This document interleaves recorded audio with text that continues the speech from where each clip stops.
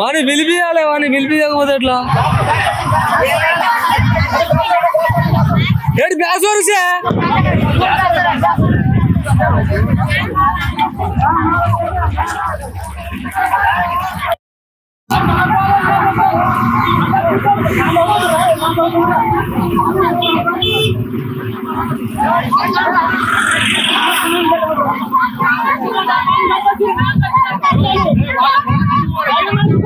అన్నా అన్నా ఆగవే ఆగు, ఎందుకు టెన్షన్ పడతాను?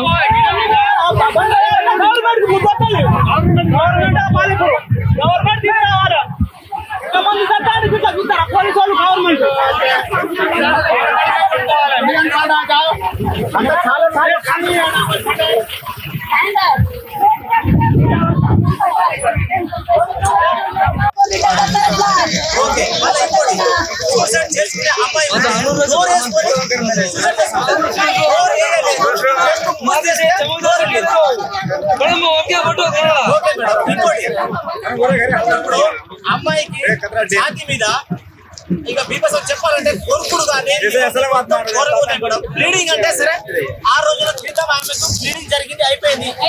ఒక 6 రోజుల తర్వాత బ్లీడింగ్ అంటే మీరు కూడా ఆడి కలిసి ఉండడం మళ్ళీ 6 రోజులు బ్లీడింగ్ అవుతుంది మేడం. చెప్పండి అదొకటి. అదే ఎస్ఐ సార్కి అడుగుతాం మేము, కొంచెం మాకు ఏం తెలియదు. రూల్స్ తెలుసు కాబట్టి గ్యాంగ్ రేప్ జరిగింది ఆ అమ్మాయి మీద, రిపీట్ గ్యాంగ్ రేప్ కూడా జరిగింది. మొత్తం బ్లీడింగ్ ఉన్నది, ఇట్లా మొత్తం రిపీట్ గ్యాంగ్ రేప్ జరిగింది. గ్యాంగ్ రేప్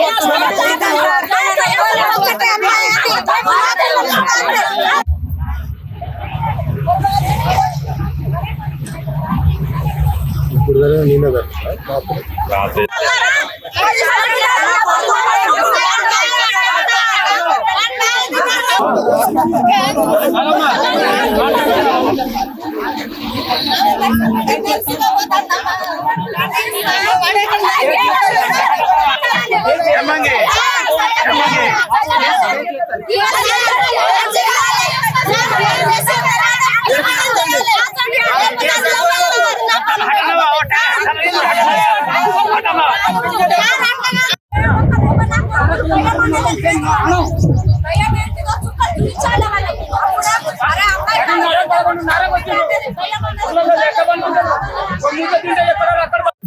ఇంకా అది అయిపోయిన తర్వాత ఎవరన్నా ఉన్నారా బిడ్డ, చెప్పు బిడ్డ, నాకు చెప్పు బిడ్డ, నాకన్నా ముసలి వాళ్ళకన్నా లేకపోతే నీ దోస్తులు పిల్లలు ఉన్నారు వాళ్ళకన్నా చెప్పు బిడ్డ అనేసి చెప్పింది సార్. నేను చెప్తే ఎవరు లేరు అని చెప్పింది. చెప్తే రావురు ఒక అబ్బాయి అని తెలుసు చెప్పింది ఆమె.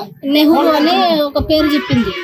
నెహ్రూ, విక్రము, ఇంకా తిరుపతి అనిలు, ఇంకోటి ఏంటో పేరంట సార్.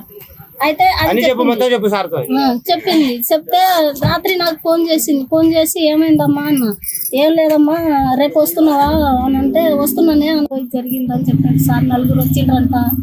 ఈ రావురోళ్ళే, మన నెహ్రూ మెయిన్. ఈ అమ్మాయిని ప్రేమించినోడు నెహ్రూ. ఇంకా 4-5 వాళ్ళు ఏం చేసిండ్రో సార్. నాకైతే పిల్ల ఊరి ఏం వేసుకోలేదు, పిల్ల నాగం చేసే ఊరి చేసిండ్రు సార్. ఇంట్లోకి వచ్చి వేసిపోయిండు, దాన్ని అవతల చంపుకొని వచ్చి ఇంట్లో వచ్చి వేసిపోయిండు సార్. ఇది ఏమన్నా చేయండి సార్. మీరేమైతారమ్మా? అమ్మ ఏం పేరు? మీ పేరు? రజిత. గంజాయి తాగుతాడు రావురు నా కొడుకులు. గంజాయి తాగి ఎవరు పట్టించుకున్నాడు ఇప్పటి వరకు? గంజాయి తాగి అమ్మాయిలు కూడా పొలాలకు, మా తల్లులు, మా అక్కలు పొలాలకు పోవాలంటే భయపడతారు ఇప్పటికీ. గంజాయి తాగి నా కొడుకులు పోలీసులు లేరు. నా ఇప్పటిదాకా వాడిని కాల్ డేటా చూపిస్తా, ఇంకా వారానికి పట్టుకొస్తామని మాట్లాడుతున్నారు.